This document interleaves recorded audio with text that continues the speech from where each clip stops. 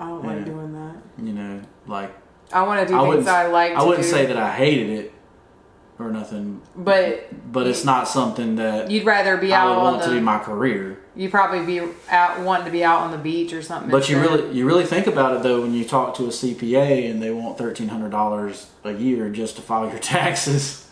Yeah, I not enough to pay you nothing, Pookie. All right. Who's the lucky one in this scenario? You. Yeah. Absolutely you.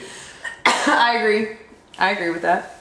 But yeah, I never wanted to be in a situation again where I was caught off guard with taxes. You know, I should be able. Everyone in the United States should be educated on taxes. Unfortunately, our education system doesn't go through that, so you have to find other avenues.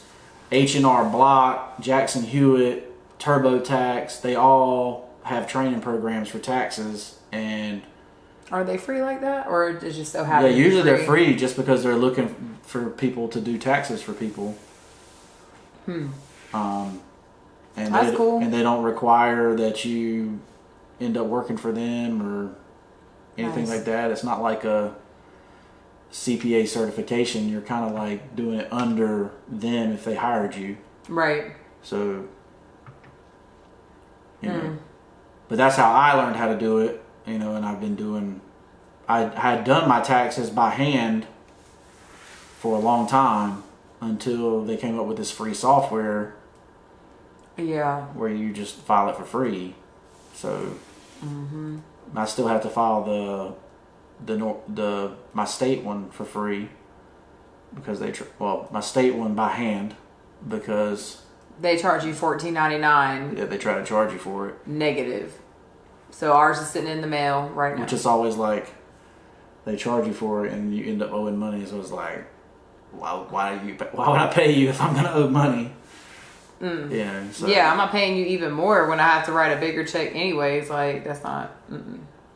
Nope. So, yeah, I would say I'm definitely more restless because of business. I really like business a lot. And time management. I guess time management for me, like, the more and more I do other things, even if it's like, it's just other things. Whether it's, I need a 20-minute nap. I mean, sometimes you need to do things that are good for your mental health, but feeling bad about taking a nap or watching a show for entertainment, like I'm very choosy, or I'm trying to be more conscious of being choosy of what I do with my time because we don't have a lot of it. Like, I feel like I just have so much to do that I'm running out of time to do it. Right. You know what I mean? Oh, yeah. So, I don't know why I feel that way. I just feel that way. I'm saying sometimes when you're trying to get a business off the ground, you have to do stuff you don't like to do. And that's, right now we're trying to get a jerky business off the ground, you know, and, you know, sometimes that's going to require me to sleep only 6 hours a night. Or even 5 hours a night. So I'm about to say you only had like 4 or 5 last night. Yeah, so I can get up and continue to work on the website and continue to work on the back end stuff. So when orders come in, you know, they can be fulfilled on time and get to the right customer and work out the kinks of the website and you know, that's a lot. But once it's done, it'll be great and it's manageable. But just getting it there to that point. Even content, like creating content like that's a constant thing. Right. You know, my mind is always, I don't actually sit there I'm not sitting down and doing it right now, but I'm getting a lot of ideas that I'm having to sort through my brain because I'm getting them all randomly. And then I see how it works in my head, but then I have to explain it to you. And sometimes you don't get it, but I have a clear vision of what I want. Right. I just have to figure out how to make it happen. So that's the part that for me, the restlessness part and the struggle is getting the idea and then making it happen on paper to where I want it to look like a certain way. So I'm still, struggling with that. I also want to do another book, so I'm restless on that. Yeah, London and the Googly Goo's been doing so well. I mean, it's very, very promising to keep doing books. Yeah. So you can pick up London and the Googly Goo on Amazon.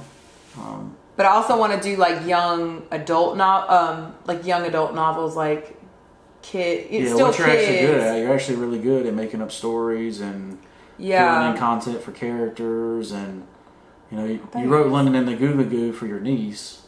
Mm-hmm. Based on where she's at in her life, and you'll probably. I see the series going where as she grows up, you grow the series up with her. Yeah, that's definitely 100% what's going to happen. Yeah. But it's Restless. I can't rush her to grow up any faster. Her birthday's in two weeks, and happy birthday, London! Happy birthday! Maybe still gotta get you something. Nah, it might be a little late, but I love you anyways. But yeah, you. So I mean, even London and the Googly, you had an idea that was completely different than the original idea. Mm-hmm. And it turned out amazing. So thank you. I had to be patient with myself too on that, because I didn't want to come up with another idea, but so it's very awesome how when you're restless. I ain't reckless. I mean, I am sometimes. when you're restless like that. Like this weekend, was reckless with my food, and I shouldn't have been. But go ahead. I mean, when you're the food was good. The food was good, but it was reckless because I didn't want to eat junk, but I did anyways. Go ahead. Well, quit eating the cake all the time. What cake? If we had cake and you ate it all and didn't tell me, I'm gonna be mad. Anyways, when you're restless, what? I'm sorry, I know that was on. So now I got 2 points, but when you're restless like that and your view completely changes, it's almost like it was fate or destiny for it to have happened that way. God, higher power, definitely stepped in and changed that story for sure. Mm-hmm. But what was your second point, sir? I don't know now. Dang. You already know that happens. And something about food. We were talking about food and cake and stuff like that. Oh, to be on a health thing, so I'm walking down the, I guess it'd be the baking aisle where you get sugar and stuff. But a box caught my eye. It said keto brownie. I'm like, oh, how did they get a brownie with no carbs in it? You didn't bring it home? No, I looked at the back of the box. Oh, I looked at the calories. Oh no! Let's say they branded this as a keto friendly, and it had like it had like 13 carbs per brownie in it, which is not terrible, but it's a lot less than 50. Yeah, probably a lot. Yeah, definitely a lot less than 50. But they replaced it with sugar alcohols, right? So sugar alcohols are very bad for you. So